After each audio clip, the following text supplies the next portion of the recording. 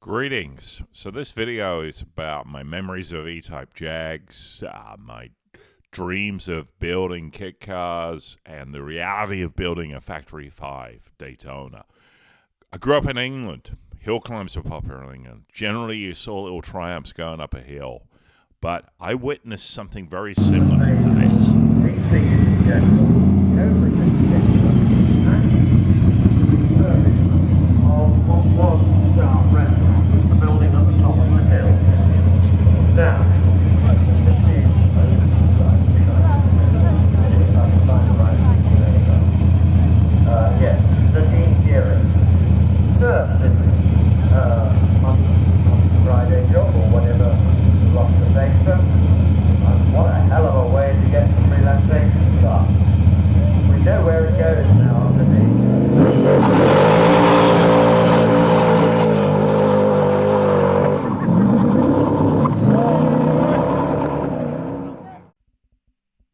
Well, all right, jolly good show.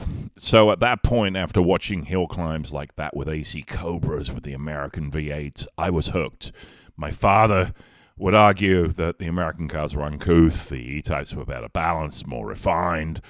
But then we'd watch, Le Mans and things like that with the E-Types going up against the Cobras, and I was, like, come on, they have more power. They just sound better.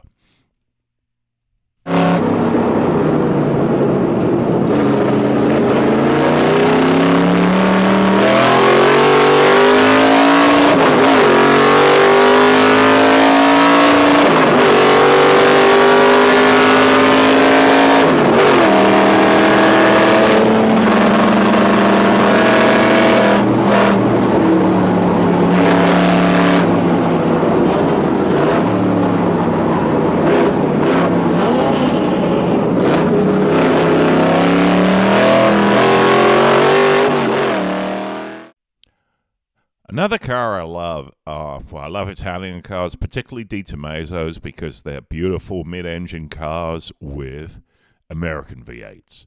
The V8 that I picked up is a crate motor that was originally planned to be put into a gentleman's Tomaso Mangusta, much like this one.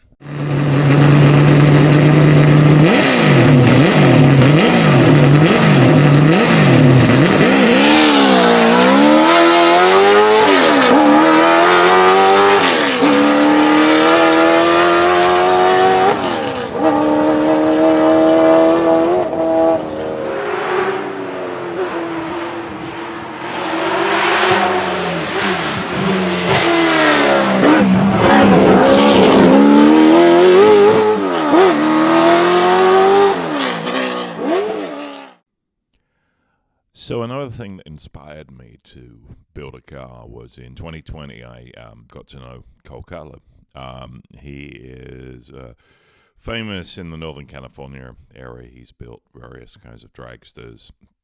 He's a Ford engine builder extraordinaire.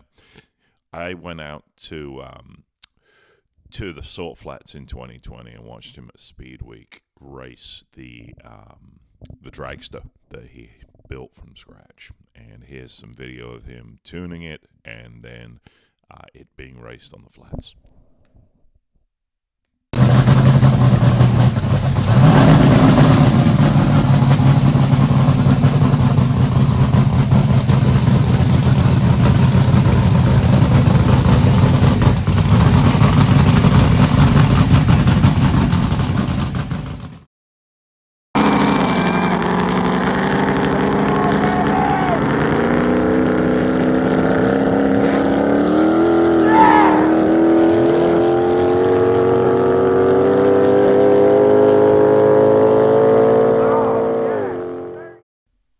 So what's my Daytona going to look like, you may ask? Well, for the exterior, I envision a light blue like this with the decals, the numbers, all of that kind of stuff going on.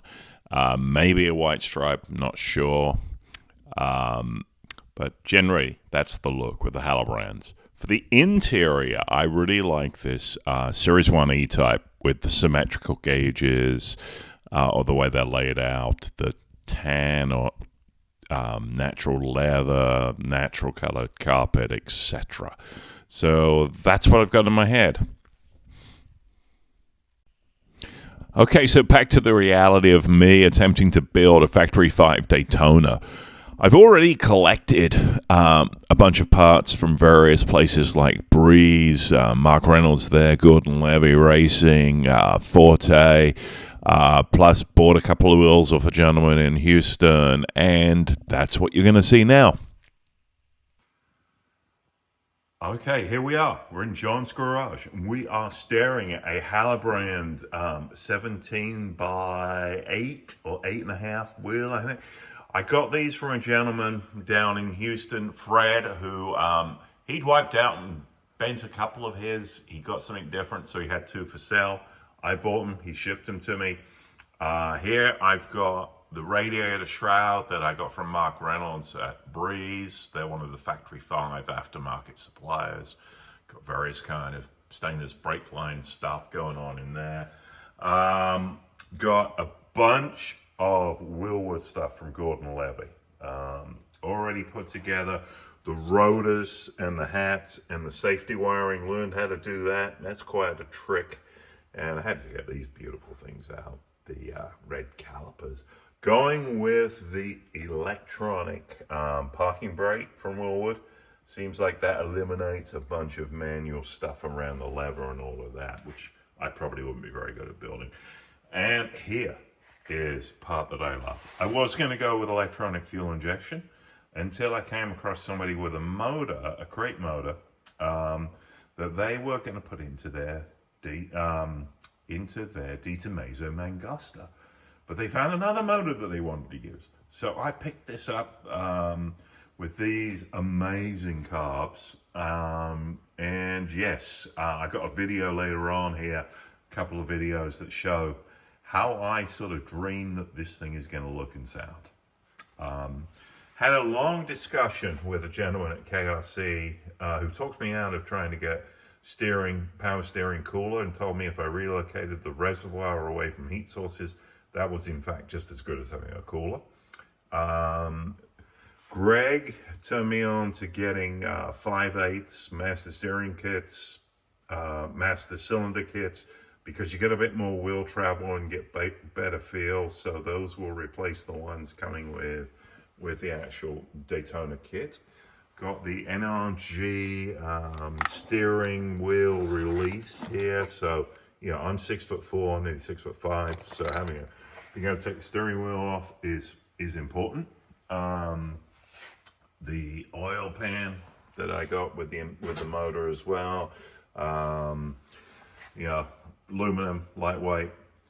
Got a flywheel there, but I'm actually getting a race ready, or billeted flywheel from Mike Forte, where I'm getting the Tremec T56 Magnum close ratio motor, alternator, starter, and a bunch of stuff from him.